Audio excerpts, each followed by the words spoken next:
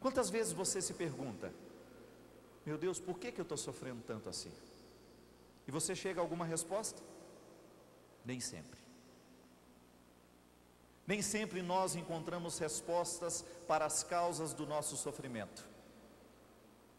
Nem sempre nós conseguimos chegar à resposta do porquê que a dor bateu à nossa porta. Agora eu pergunto para você: se você não pode chegar à resposta, ou se até mesmo chegar à resposta não adianta muita coisa, não alivia o sofrimento que você sofre, qual é a outra pergunta que você pode fazer? Eu não tenho como mudar a dor, ela está aqui, bateu à minha porta. Então agora eu preciso descobrir como sofrer. Há alguns anos atrás, eu tive a oportunidade de conhecer uma mulher chamada Maria Clara. Um domingo à tarde, ela estava com toda a família dela. Ela tinha alguns filhos, acho que eram 3 filhos. Estava na casa do pai, uma casa bonita. Estavam lá para almoçar no domingo. Enquanto o almoço não ficava pronto, as crianças estavam brincando na quadra, próximo da piscina, quando de repente a Maria Clara ouviu um barulho estrondoso, vindo na direção de onde estavam as crianças. Estavam os filhos dela, mais alguns sobrinhos, aquela criançada reunida. E quando a Maria Clara correu para o lugar, a primeira coisa que ela viu é que o muro da propriedade estava caído. Um carro desgovernado bateu naquele muro. Imediatamente, instinto materno, ela começou a procurar os filhos dela no meio das crianças. E ela não encontrou a Laura. No meio de todas aquelas crianças faltava a Laurinha. Uma criança pequena que estava ali no meio das outras. Quando de repente ela ouviu o grito que mudou a vida dela. O sobrinho mais velho disse: tia, o muro caiu em cima da Laurinha.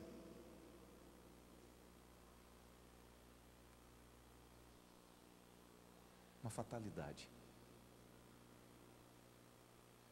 Eu conheci a Maria Clara uns 2 anos depois do acidente.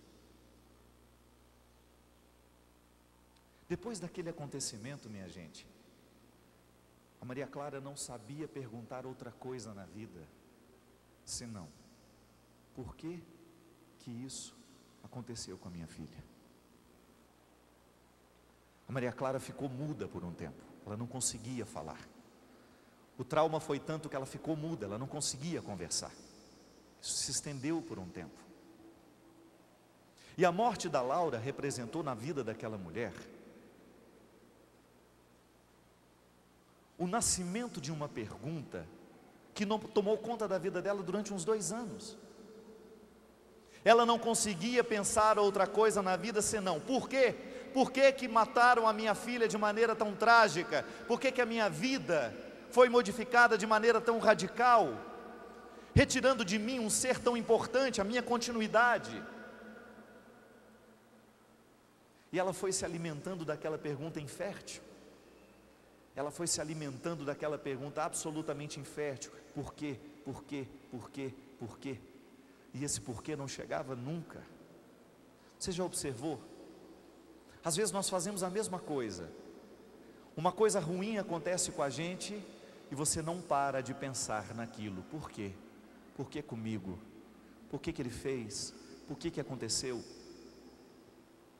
O porquê é uma pergunta natural diante da vida. Nós somos filósofos desde o início. O porquê é o tema principal da filosofia. Quando a gente é criança, a gente vive perguntando por quê. Nós queremos saber a razão de tudo. E muitas coisas nós podemos encontrar as razões. Muitas coisas nós iremos encontrar a resposta sim. É matemático, é científico, é lógico. Mas há momentos da nossa vida em que a gente não consegue chegar a nenhuma resposta, porque essa resposta não existe. O mais honesto é sofrer o que tem que sofrer, mas permitir que a vida continue. A causa de muito sofrimento está em justamente a gente não permitir que a vida prossiga. Nós estacionamos o nosso bonde naquela estação triste e a gente não vai embora, o bonde não parte, e as pessoas que estão dentro do mesmo vagão que nós estão precisando viver, e a gente não deixa o bonde persistir, continuar. Nós acorrentamos a pessoa no nosso sofrimento, porque a partir do momento em que eu me recuso a superar o sofrimento que me envolve, eu faço sofrer todos os que estão ao meu redor, porque aqueles que me amam sofrem porque eu estou sofrendo. É por isso que a reação mais justa, mais honesta diante do sofrimento é superação sempre. Vamos organizar o nosso luto, vamos chorar a nossa dor de perder Laura, vamos organizar a nossa tragédia, mas vamos continuar vivendo. Vamos olhar nos olhos de quem ficou, de quem sobrou. Vamos olhar ao nosso redor e descobrir os motivos pelos quais ainda a gente pode continuar a vida. O sofrimento que visita o nosso coração não pode ser causa de ruína para nós, ele tem que ser causa de ensinamento.